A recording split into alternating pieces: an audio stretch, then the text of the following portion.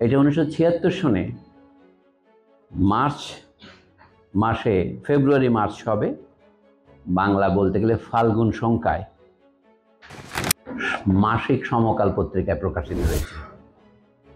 কিন্তু 5 বছর পরে বাঙালির মুসলমানের মন নামে তার একটা বই বের হয়। সেটা প্রকাশিত হয় বাংলা একাডেমি থেকে 1981 সনের ফেব্রুয়ারি মাসে। আমাদের দেশে বই প্রকাশের মৌসুম আপনারা জানেন ফেব্রুয়ারি মাস। তাহলে মূল লেখার 5 বছর পরে একটা বই বের হয়, কিছু কম 200 পৃষ্ঠার। তাতে আরো অন্যান্য প্রবন্ধ আছে, কিন্তু যেটাকে আমরা বলি বইয়ের নাম প্রবন্ধ, প্রধান প্রবন্ধ, সেটা হচ্ছে বাঙালি মুসলমানের মন। বইতে এটার পৃষ্ঠা সংখ্যা দাঁড়িয়েছে 27 পৃষ্ঠা। তো তখন অনেক লেখক মনে করেন, বহুবার আমি আলোচনা করতে শুনেছি, যেমন আমাদের বন্ধু ফারুক ওয়াসিফ, তারা খুব সগর্বে এবং সদর্পে বলে আহমদ সোবহার এই প্রবন্ধটি 1981 সালে প্রকাশিত হয়।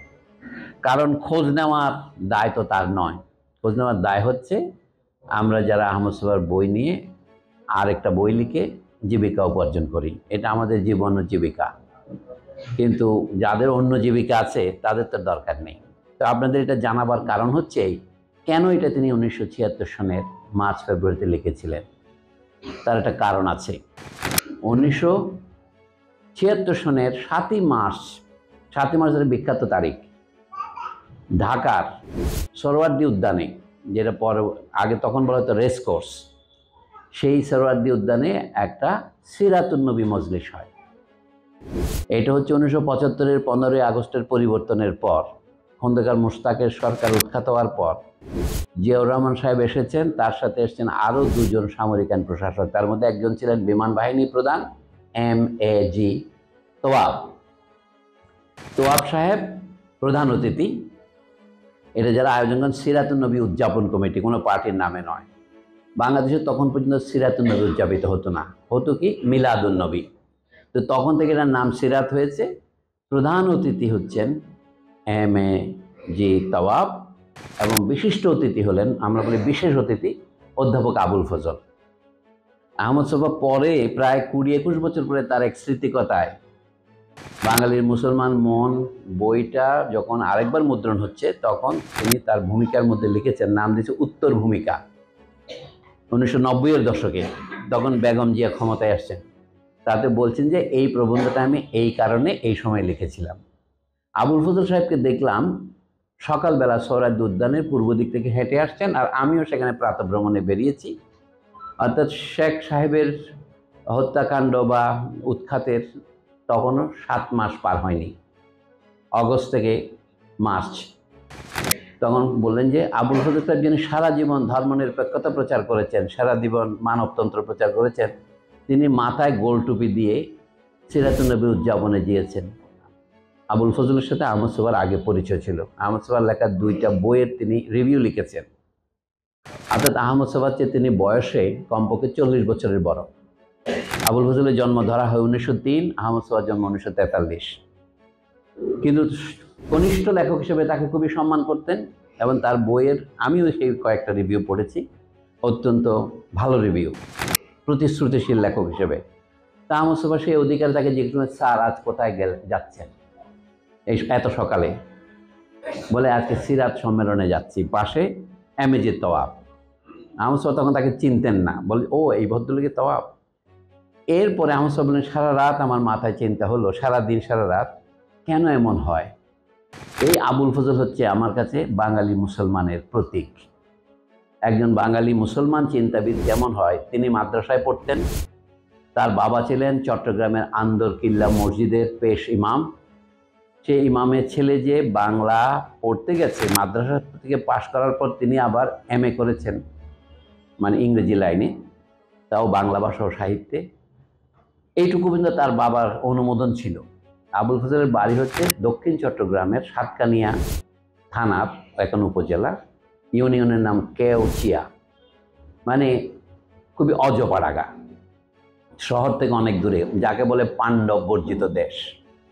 তো সেইখানের একজন ইমামের ছেলে, যিনি মাদ্রাসা পড়েছেন কোন লাইনে, নিউ স্কিম মাদ্রাসায়, আমরা যেটাকে বলি সরকারি লাইনের মাদ্রাসায়, সেইখান থেকে তিনি বাংলা চর্চা শুরু করেছেন। এবং তিনি 1934 সনে তার একটা উপন্যাস বের হয়, চৌচির নামে। সেই বইয়ের কপি তিনি রবীন্দ্রনাথ ঠাকুরকে পাঠান। রবীন্দ্রনাথ ঠাকুর সেই বই পড়ে রিভিউ লেখেন নাই, কিন্তু তাকে একটা চিঠি লিখেছিলেন। সেই চিঠি রবীন্দ্র রচনাবলিতেও আছে, আবুল ফজলের রচনাবলিতেও আছে, অনেকে পড়বেন। তাকে রবীন্দ্রনাথ যেরকম উপদেশ দেওয়া দরকার, মুসলিম জীবনের কাহিনী নিয়ে তুমি লিখেছো, এই জন্য তোমাকে অভিবাদন। রবীন্দ্রনাথ তখন বুড়ো হয়ে আসছেন, তখন দেশে কিন্তু সাংঘাতিক হিন্দু মুসলিম দাঙ্গা হচ্ছে। 1934 সাম্প্রদায়িক রোয়েদাদ ইত্যাদি নিয়ে। তো আমি এই পটভূমিটা আপনাদের বলছি, প্রাসঙ্গিকতা কেন। আহমদ সাহেব বললেন, আবুল ফজলকে সিরাতুন নবী সম্মেলনে যোগ দিতে দেখে আমার মাথায় কয়টা প্রশ্ন আসলো। যে সারা জীবন যিনি, মানে যাকে আবুল ফজলের বিরুদ্ধে তিনি বলছেন না কোনো কিছু, বলে সেটা বাঙালি মুসলমান সমাজ সম্পর্কে একটা চিন্তা আমার মনে জাগলো, যে বাঙালি মুসলমানের চিন্তা এরকম ঘড়ির দোলকের মতো এক প্রান্ত থেকে আরেক প্রান্তে যায় কেন, পেন্ডুলামের মতো গোলে ঘুরে কেন। তখন তিনি গোটা একটা প্রবন্ধ লিখে ফেললেন, যাতে দেখালেন বাঙালি মুসলমান সমাজের কীর্তি কী সাহিত্যে, সংস্কৃতিতে, চিন্তায়। তা তিনি বললেন যে বাংলাদেশ যারা স্বাধীন করেছে 1971 সনে, তাদের বেশিরভাগই বাঙালি মুসলমান। এরাই কিন্তু 23 বছর আগে পাকিস্তান করেছিল, আর এখন তারা বুঝলে পাকিস্তান করে তারা একটা গুরুতর ভুল করেছিল। এবং এই বাংলাদেশ স্বাধীন হওয়ার 3.5 বছরের মাথায় তারা যাকে তখন অবিসংবাদিত নেতা মনে করেছিল, তাকে সপরিবারে হত্যা যারা করেছে তাদেরকে সকলে সমর্থন করছে। এই জিনিসগুলোকে তিনি একসাথে লিখে তিনি বলেন একটু পিছনের দিকে তাকাই, 19বিংশ শতাব্দীতে বাঙালি মুসলমানের মধ্যে গুরুতর রাজনৈতিক চিন্তার কি বিকাশ হয়েছিল রাষ্ট্র সম্পর্কে, ব্রিটিশ বিরোধী স্বাধীনতা সংগ্রামে বাঙালি মুসলমানের ভূমিকা কেমন ছিল। তখন তিনি তিতুমিরের বিদ্রোহ, ফরায়েজি আন্দোলন, এই দুটার উল্লেখ করলেন। তিনি বলেন এই দুইটা আন্দোলন ছিল তার মধ্যে রাজনৈতিকভাবে প্রগতিশীল কিন্তু সামাজিকভাবে পশ্চাদমুখী। মানে তারা ধর্মীয় পুনর্জাগরণের মধ্যে মুসলমানের মুক্তির সংবাদ পেয়েছেন, কিন্তু আধুনিক রাষ্ট্রচিন্তা, এটা আমার সবার কথা, আধুনিক রাষ্ট্রচিন্তা তাদেরকে খুব বেশি একটা স্পর্শ করেনি। এটা বাঙালি মুসলমানের যাকে বলা হয় পিছিয়ে পড়ার লক্ষণ, কারণ বলেন নাই উনি, লক্ষণ। এইভাবে তিনি যেতে যেতে বললেন বাঙালি মুসলমানদের মধ্যে আরও যারা সাহিত্য সাধনা করেছেন তাদেরকে তিনি একটু পরীক্ষা করেছেন। যেমন তিনি বললেন জসিমউদ্দিন, নজরুল ইসলাম, এরাও লেখক হিসেবে যথেষ্ট প্রতিভাবান উনি বললেন, কিন্তু তাদের লেখায় যুক্তির ভাগ না যত না, তার চেয়ে অনেক বেশি, তাদের ভাষায় তার চেয়ে অনেক বেশি তার আবেগ নির্ভর।